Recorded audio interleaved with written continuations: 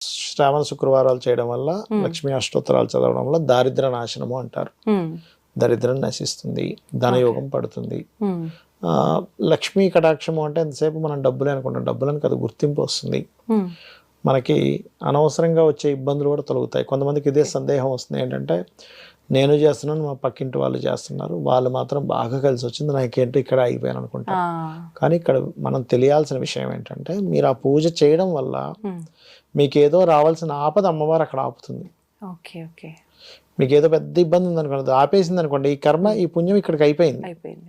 వీళ్ళకి ఏ ఆపదలు లేవు, ఆ కర్మ ఎదగడానికి పనికి వచ్చింది.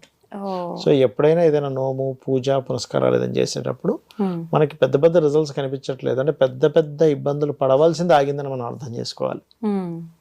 ఓకే, అంతే. ఇంతలో పోయేది ఇంతలో పోయిందని చెప్పి పెద్దవాళ్ళు అంటారు కదా, అలా అనుకొని మనం సంతోషపడాల్సిందే. చాలా మంది